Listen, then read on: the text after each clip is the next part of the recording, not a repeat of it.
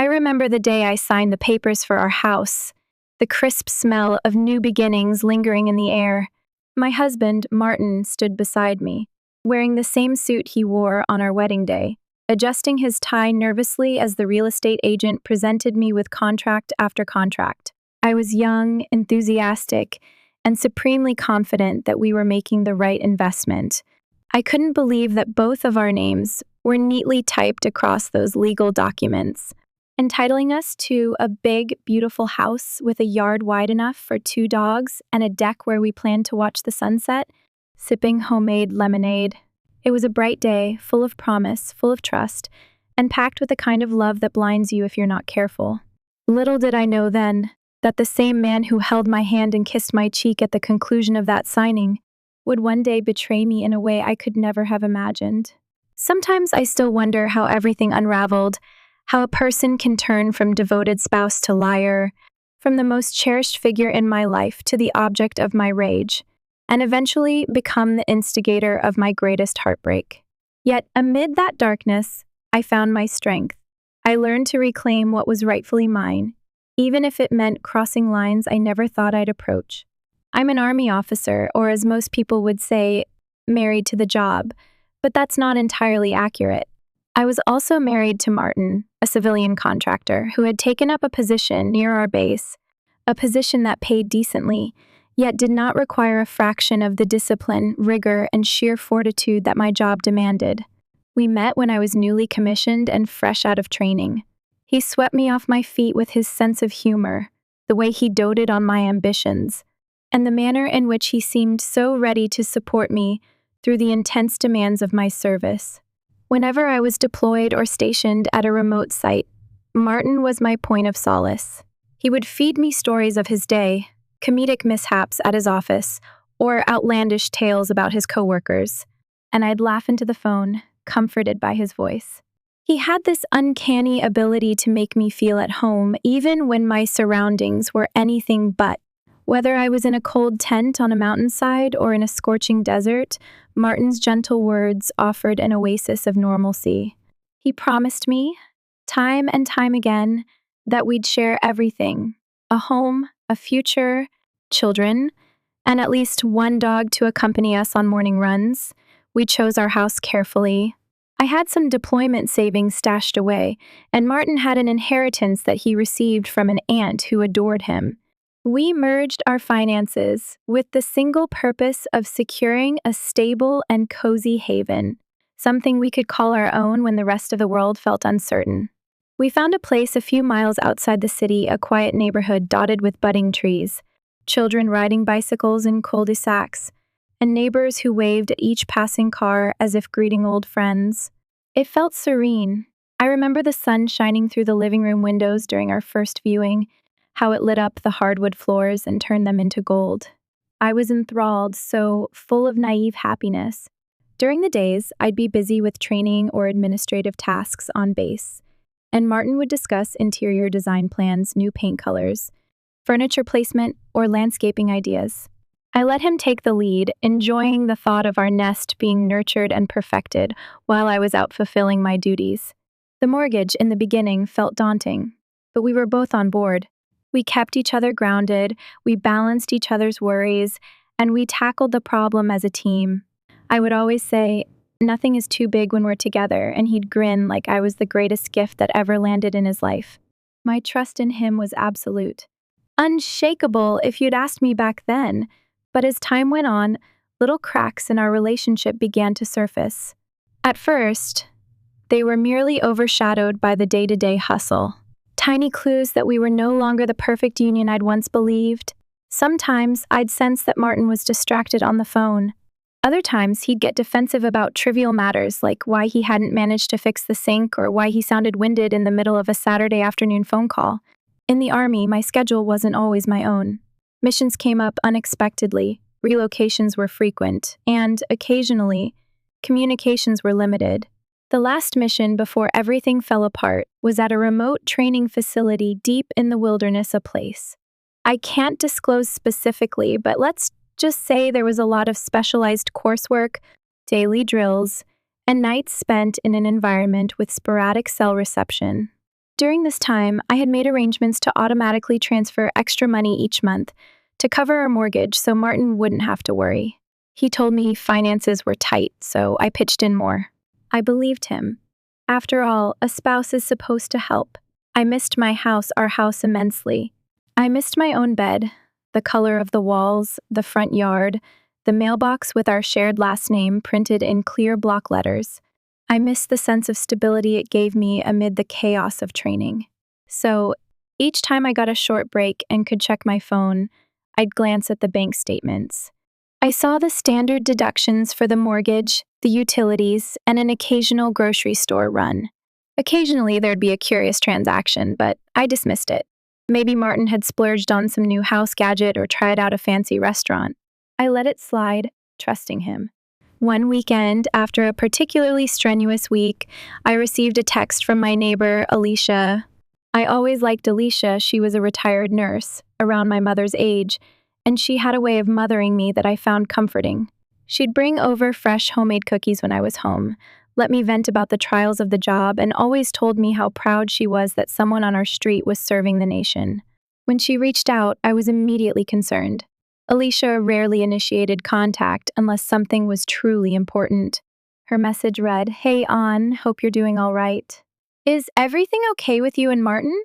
The first see someone else living at your place, and it's definitely not you." The next message followed with a grainy photo attached a woman stepping out of my front door, phone in one hand, keys in the other. My heart pounded. The keys in her hand looked suspiciously like the set I had once told Martin to keep in a spare drawer. Worse, parked behind her was my car, a black SUV that I treasured. My mind started racing. Who was that woman? Why was she driving my car? Why was she at my house, looking so comfortable and at ease, greeting neighbors as if she belonged there? I didn't want to jump to conclusions. Maybe she was a house sitter or a relative of Martin's. But Alicia's next text shattered any illusions I might have clung to. She's been here a while. Heard Martin mention something about collecting rent.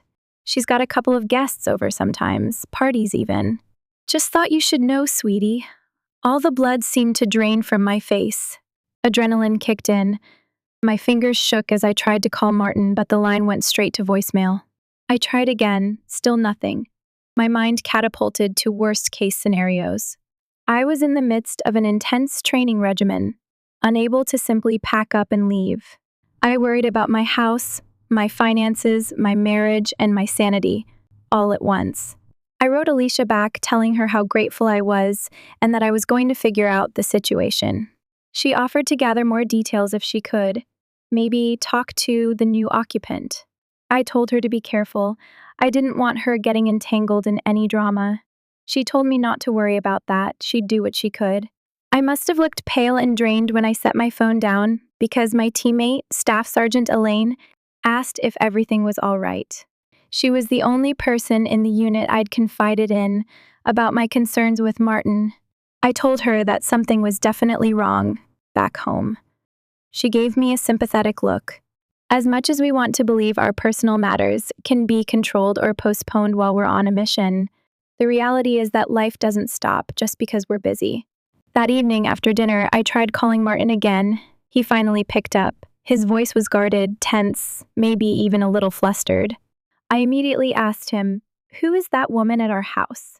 Why is my car parked in the driveway with someone else driving it?" He inhaled deeply, and I could practically hear the cogs turning in his head. "She's an old friend," he stammered. Needed a place to stay temporarily. I felt sorry for her, so I let her crash for a bit. "It's no big deal." "No big deal?" I repeated, barely keeping my composure. "Do you realize Alicia told me you're collecting rent from her? And she has parties there, Martin. My car is in her possession. Explain that." He fumbled, claimed that the woman needed to run errands, and he was doing her a favor letting her use the car. My anger grew. His story felt so flimsy, so full of holes, I could poke 100 questions through it. But I had to keep my temper in check, or he'd shut down completely. I feigned momentary acceptance. "All right," I said slowly. "If it's temporary, then it'd better be over by the time I'm back." I was stationed for another 6 weeks, possibly more, but I wanted him to know I was aware, that I was watching from afar, and that I wouldn't let him off the hook if I found more evidence of wrongdoing. However, the next message I got from Alicia, only 2 days later, made my stomach churn. She had overheard a conversation between Martin and the mysterious occupant. They were arguing on the front porch. Alicia heard the woman say, "I've given you the money, so don't pull the plug on this. She isn't going to find out. You told me she's stationed somewhere remote." The way Alicia described the confrontation, hushed but heated, spoke volumes. It wasn't just an old friend with a temporary crisis. Something more was happening. Something that felt worse than the mild deceptions I had begun to suspect. In my line of work, I've been trained to handle stress. My capacity for compartmentalizing fear, anger, and grief is well honed. Yet, discovering that my husband, the person I trusted above all else, might be renting out our home behind my back, and lying to me about it, turned my stomach in ways no military conflict ever had. I hadn't yet acknowledged the possibility that she was more than just a tenant. I refused in those early days to let that thought simmer. Nevertheless, Alicia kept me updated. More guests arrived. Alicia overheard laughter late into the night, saw beer bottles strewn about in the morning. When Martin's car was in the driveway, the woman's car was parked just behind it like they were cohabitating. Meanwhile, I was half a world away, trudging through rigorous training exercises, forced to focus on the job at hand, while my personal life was unraveling like an old sweater in a thorn bush. A month passed before I could take a short leave. I'd orchestrated the arrangements through my commanding officer, explaining that I had a pressing family matter. When I stepped off the plane, I felt a swirl of dread and anger. It took every ounce of discipline not to call Martin right there and then to demand he pick me up. Instead, I wanted to land quietly, gather what information I could, and confront him on my own terms. My rage was building. Each day I had spent doing push-ups in the mud or jogging at the crack of dawn had fueled me with a mixture of heartbreak and fury that I channeled into stamina. I was physically stronger than I'd ever been, and that determination seeped into my emotional core. If Martin thought I was a pushover, he was sorely mistaken. I rented a modest sedan from the airport and drove straight to Alicia's house, hoping to avoid attention. She welcomed me with a hug that was as warm as a mother's embrace. She handed me an envelope stuffed with photos she had taken discreetly of the woman and Martin, occasionally in intimate poses near the driveway, sometimes in my living room, visible through the large front window. I felt a potent mix of betrayal and heartbreak. My living room, the same space where Martin and I used to snuggle, watch movies, and joke around, was now a stage for this woman's presence. Alicia apologized for invading my privacy, but I assured her it was okay. "Thank you for watching out for me," I told her, tears welling up. "I wouldn't have known any of this without you." We formulated a plan. Alicia would stay out of sight. I would approach my house alone, confront Martin, demand answers, and then decide what steps to take next. My mind entertained thoughts of immediate legal action, of changing the locks, or even calling the police to have her evicted. But first, I wanted to see my husband's face, see if he'd offer an explanation or if he'd crumble under the weight of his own lies. As I parked half a block away, I noticed my driveway was occupied by my SUV and a sleek sports car I didn't recognize. My heart pounded in my ears as I walked up the sidewalk. Flowers I had once planted were shriveled from neglect. The lawn looked patchy and unkempt, and a general sense of disrepair hung over the property. It felt like I was walking into a house that had been stripped of its warmth. Everything about it seemed to reflect the chaos I was about to confront. I unlocked the door with my key, the same key that should have signified my rightful ownership, and stepped inside. Immediately, I was hit by a smell of stale cigarette smoke mixed with a floral perfume that definitely wasn't mine. The living room was cluttered with random boxes, half-eaten food containers, and personal items that clearly belonged to someone else. A pair of heels, bright red, sat by the couch. Rage simmered in my chest. This was no mere temporary crash pad. This was a full-blown residency. I called out, "Martin!" My voice echoed through the hallway. When I heard footsteps, I braced myself. He emerged from the kitchen, eyes wide as if he'd seen a ghost. You're... you're back? He said, stumbling over his words. He looked disheveled, like he hadn't shaved in days, wearing a t-shirt that didn't belong to him. It was obviously a woman's top, far too small. My mind flashed a dozen questions. Did he wear her clothes? Was he that lost in whatever delusion he was living? I cut to the chase. Who is she, Martin? I demanded, my tone as cold as the steel in my dog tags. Why is she here, in my house, driving my car, living my life like she owns it? He ran a hand through his hair, trying to muster some semblance of composure. I expected him to spin another lie, but instead his shoulders slumped. He exhaled shakily and murmured, her name's Gina. We're together. I stared at him, my mind going blank for a moment, like a radio static. Together? I repeated, voice quivering with fury. You're my husband. How could you even say that to me? He stuttered and tried to speak, but I raised a hand, stopping him. I wanted to hear it all, but I also needed to maintain control. My heart hammered so violently I was sure he could hear it. You lied about everything, I whispered, trying to contain the tears pushing at the corners of my eyes. You told me you were just helping an old friend, that she needed a place to stay, and here you are, wearing her t-shirt, renting out our house, my house, while I was away, collecting rent behind my back. Did you really think I'd never find out? Did you think Alicia wouldn't tell me? He shook his head, looking flustered, as if part of him had wanted me to walk in that door, catch him, and end the web of deceit, while another part of him wanted me to vanish and remain ignorant so he could continue living this double life. It's complicated, he said lamely. Financially, we were in a bind, and Gina was willing to help. She had money, and yes, we're lovers. I didn't plan it this way. It just happened while you were gone so often. We needed the extra cash to keep up with everything.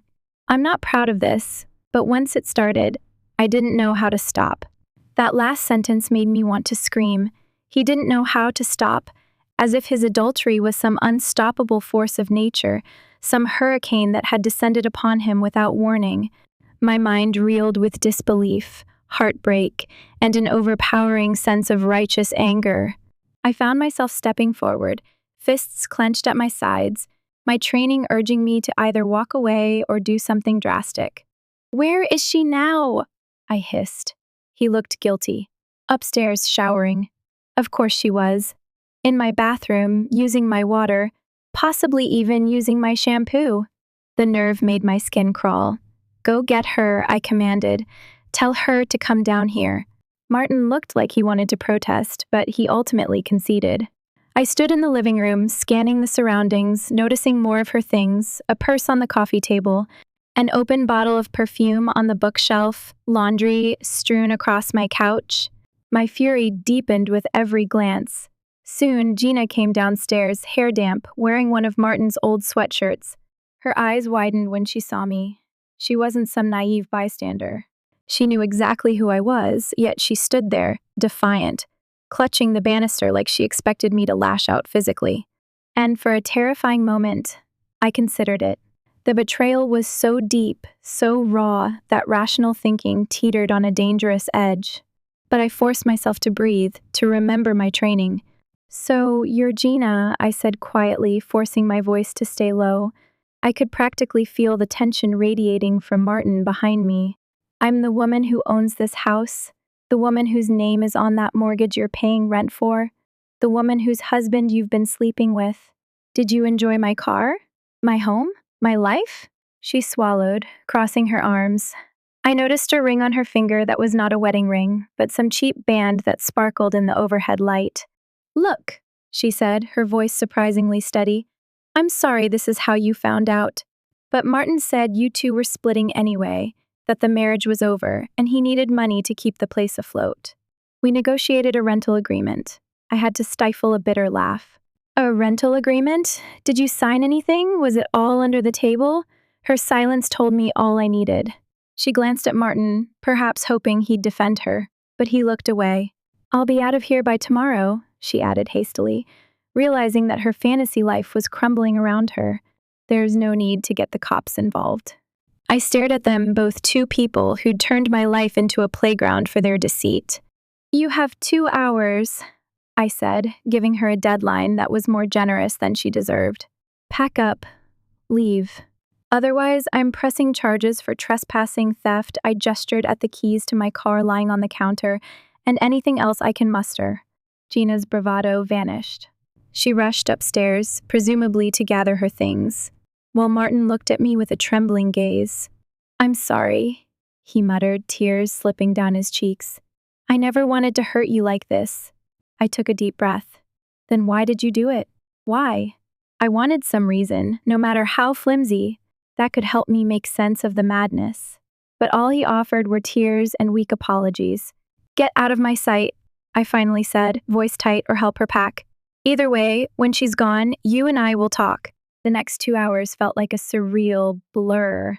I could hear them scrambling around upstairs, slamming closets, cursing under their breath. I sat in the kitchen, staring at the counter. That's when I realized there were piled up envelopes from the bank.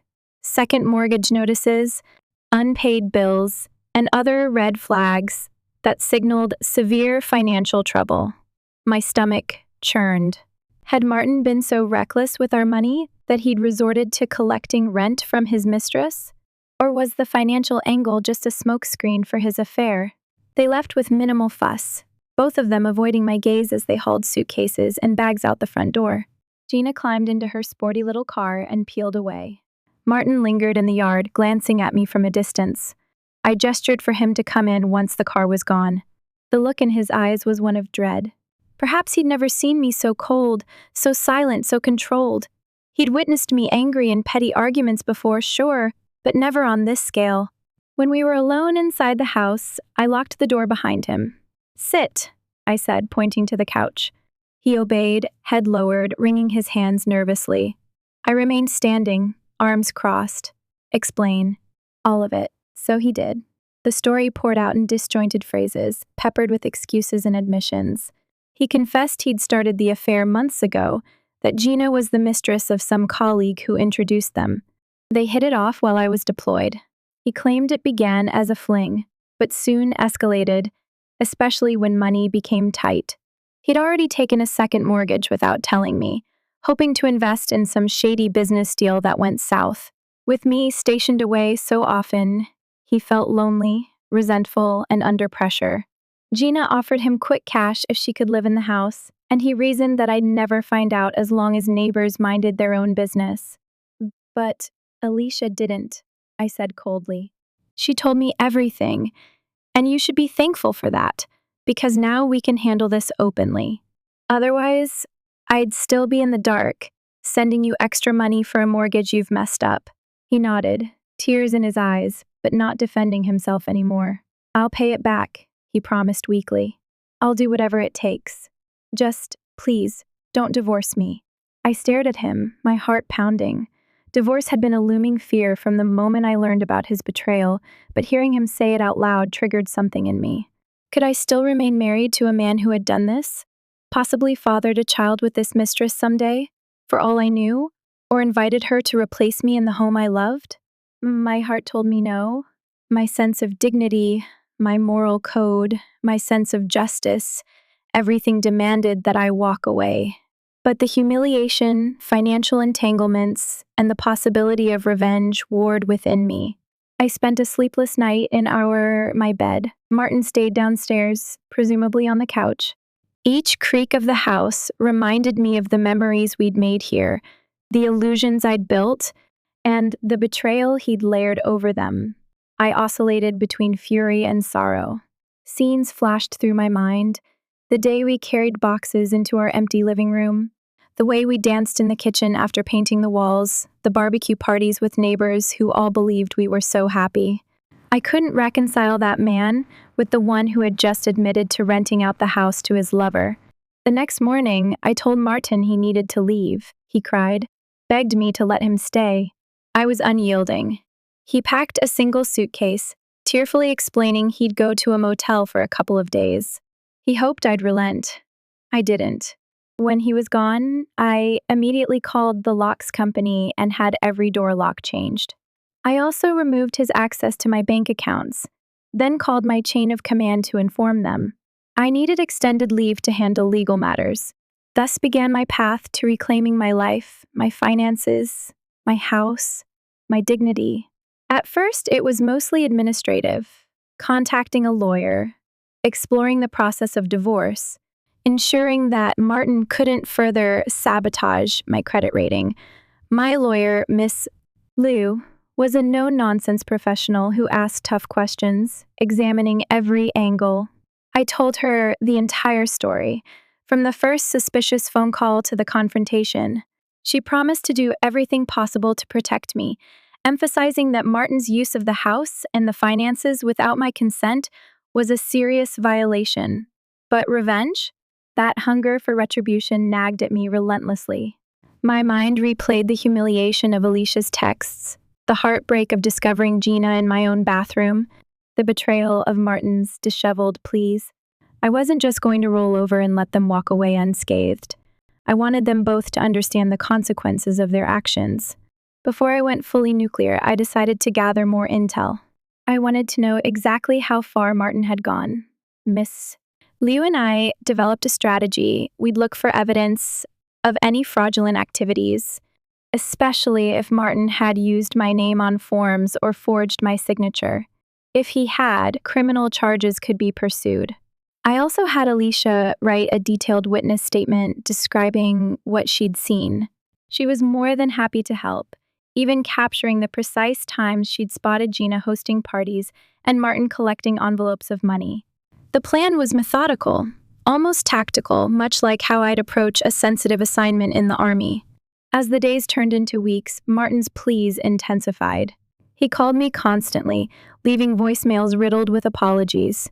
When I finally answered, it was only to record him admitting his wrongdoing, which Miss Liu confirmed could be helpful if we needed further leverage. "I'm so sorry," he'd say, voice trembling. "It was just, I messed up, and I didn't see a way out. I never loved her. It was always you. Always me, indeed." Somehow, that claim didn't lessen my anger. I felt like a volcano primed to erupt at any moment. The only reason I maintained composure was because I had a plan. I was in mission mode, focusing on each step to secure my future. I made sure to reclaim my car as well, having it professionally cleaned inside and out. The lingering perfume smell of Gina made me nauseated. I changed the car's security system and replaced the keys. I wanted no trace of their liaison to remain in my life. During that time, I also discovered just how badly Martin had mismanaged our funds. He'd invested in a friend's shady startup, drained half our savings, and then took that second mortgage to keep up appearances. Instead of confiding in me, he turned to an affair for a financial fix. Absurd, heart-wrenching, but undeniably real. In the midst of my own turmoil, a thought struck me. Gina was as much a part of this betrayal as Martin. She knew he was married. She willingly moved in and lived off my resources. Even though my primary anger was directed at Martin, I felt a desire to teach her a lesson too. Part of me argued that she was not the one who took vows, that Martin was fully responsible for betraying me. But another part of me insisted she was complicit in the deception, especially once she realized what was going on. I discovered through a friend's friend a small-town phenomenon that Gina managed a local boutique downtown. She was rumored to be quite the socialite, hosting events and featuring her product lines online. My contact told me Gina was bragging about a new man who could help her expand her business with extra capital. That new man apparently was Martin. With Miss Liu's guidance, I filed for divorce on grounds of adultery and marital misconduct. In our state, that gave me a potentially stronger position in dividing assets, especially since Martin had jeopardized our financial stability. The divorce papers were served to Martin at his motel.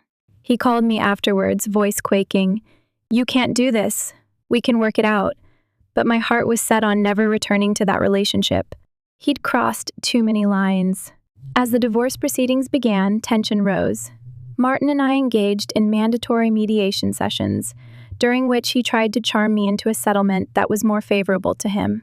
Miss Liu shut him down at every turn. The more he pleaded, the clearer it became that he was not only remorseful, but also panicked. He had nowhere to go, no stable job, and no means to repay the debts. Gina, seeing the situation unravel, apparently stopped returning his calls. She'd moved on, ironically leaving Martin in the dust, just as he'd once left me. It was a classic scenario. She saw his finances and realized he was in dire straits. My thirst for revenge, though, wasn't entirely quenched by a clean legal victory. I needed something that would remind Martin and people like Gina that you don't take advantage of someone's trust without consequences. So, with Miss Liu's help, I managed to orchestrate a small but deeply satisfying coup. We discovered an older piece of property Martin had inherited years ago and forgotten to mention in the divorce forms. It was a rundown farmland in a neighboring county, worth more than one might think due to a future development plan. Miss Liu's investigators found that Martin had tried to hide it, presumably to keep it in case the land's value skyrocketed. By failing to disclose it, Martin had committed an act of fraud against the court. Miss Liu moved swiftly, presenting the evidence to the judge. In the final settlement, I was awarded the farmland. Martin was left with the second mortgage and most of the debt. Even the judge, upon reviewing the case, showed little sympathy for a man who had so brazenly exploited his spouse's absence. Thus, Martin had unwittingly handed me the key to a secure financial future, while he sank deeper into ruin. The satisfaction I felt was immense, like winning a battle without ever firing a shot. Once the legal dust settled, I began the slow process of picking up my life's pieces. I poured my attention into renovating the house, scrubbing every surface, repainting every wall, and replacing furniture that felt tainted by memories of Martin's infidelity. Alicia and her husband helped me remove the bigger items.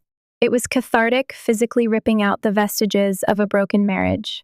Each piece of furniture we hauled away felt like discarding an old wound, allowing fresh air to flow into places that had been heavy with deceit. One day, Alicia stopped by with her son, who was home from college, to help me repaint the master bedroom. As we worked, she asked gently if I still thought about Martin. I do, I admitted, focusing on each brushstroke, but less every day. Mostly, I think about how lucky I am that I found out before wasting more years. We both sighed, acknowledging the complexities of heartbreak and healing. Surprisingly, the farmland turned out to be an unexpected blessing. A development firm approached me about leasing the land for a solar panel project. The income wasn't going to be massive, but it was consistent, enough to help me pay off the second mortgage that Martin had saddled me with, ensuring I kept my house. It felt like the universe's strange compensation for the betrayal I'd endured. As for Gina, I heard she struggled with her boutique after losing Martin's financial support. A local rumor circulated that her store faced foreclosure. I won't pretend I felt pity for her. If anything, it seemed like karma was weaving its tapestry of consequences. Martin ended up moving back in with his mother after the divorce was finalized. The last I heard, he was working odd jobs to make ends meet, always a bit lost, always regretful. I, on the other hand, found an unexpected sense of rebirth. My house, once a vessel of heartbreak, became a symbol of my perseverance. I hung new curtains, repainted the exterior in a comforting shade of white, and planted fresh blooms in the garden, taking care of the flowers in a way I'd never bothered to before. Every morning, I'd step onto the porch with a cup of coffee, inhaling the promise of a new day, feeling a liberation that had been missing when Martin was around. For a while, I struggled to trust anyone romantically. That's natural after such a profound betrayal. But the more I focused on myself, my career, my physical and mental well-being, the more I realized I didn't need Martin's validation to feel whole. My commanding officers allowed me some flexibility, and eventually I went back to my duties with renewed purpose. Months later, as the weather started to warm, I got a call from Miss Liu. She congratulated me on finalizing the last aspects of the settlement, ensuring all debts were properly assigned to Martin. She laughed, mentioning how she'd rarely seen such a clear-cut outcome in favor of the wronged spouse. "You did everything right," she said, "from collecting evidence to maintaining composure. When you wanted revenge, you did it smart. So many people throw away their own case by acting out in anger. You kept your head and it paid off, I thanked her. There was no sense of triumph left in me, just a sense of closure and peace. Any bitterness I'd held was slowly dissolving, replaced by the knowledge that I had emerged stronger. Martin, ironically, had given me a gift by exposing how fragile our marriage was. He'd taught me never to trust blindly again, but also that I was capable of withstanding heartbreak. On the first anniversary of our divorce, I found myself at the farmland, walking among tall grass and the emerging solar panels. The early evening sky glowed with soft pinks and oranges, reminiscent of the sunrises I used to watch from my porch. I breathed in the calm. My phone buzzed. A text from an old friend inviting me to a small gathering. For the first time in ages, I felt like socializing without the weight of sorrow. I locked my car and started driving back, feeling lighter, somehow brand new. Over time, I began dating again, cautiously at first. I learned that there are good, sincere people in the world, and not everyone is out to betray you. Little by little, I opened my heart. The memory of Martin's face, the shame, the guilt, the tears faded into a distant chapter. My house thrived, a place of warmth and laughter. I hosted friends, colleagues, and even a rescue dog named Ranger, who quickly turned into the best companion I could ask for. Life moved on, blossoming in ways I never anticipated during those dark days of betrayal and anger. Sometimes people would ask if I regretted my revenge. Did I regret pushing Martin into financial ruin? Did I wish I'd been kinder, more forgiving? My answer was always the same. He paved that path. I merely followed through to claim what was mine. I wasn't proud of the pain it caused, but I wasn't ashamed either. He had orchestrated every part of that betrayal, from the affair to the deception about the house. If he learned something about integrity along the way, maybe that was the best outcome for him too. And so my story ended not with bitterness or despair, but with a renewed sense of strength and possibility. Despite enduring one of the deepest betrayals imaginable, I emerged victorious, forging a future built on honesty, self-worth, and hope. I never envisioned my marriage crashing and burning so dramatically, but I also never realized how resilient I could be. In the end, I found something far more precious than a comfortable routine with Martin. I found clarity and freedom. Now, as I stand in the same doorway where Gina once hovered, where Martin once bowed his head in guilt, I'm filled with gratitude. The floors are gleaming, the walls freshly painted, and the house resonates with genuine warmth. The mortgage is finally under control, my career is thriving, and I have the farmland as a strange yet valuable asset. Every day, I reclaim more of who I am, embracing the peace that follows a storm. I know there will be more obstacles in life, more missions to tackle, but betrayal like that can never take me by surprise again. I have stared it in the face and refused to back down. And every morning, when I step outside, I see Alicia's wave from across the street, hear Ranger's excited bark, and feel the soft breeze carrying the scent of newly blossomed flowers. That is how I know I've truly won, by building a life so full, so authentic, that no betrayal can ever steal it from me again.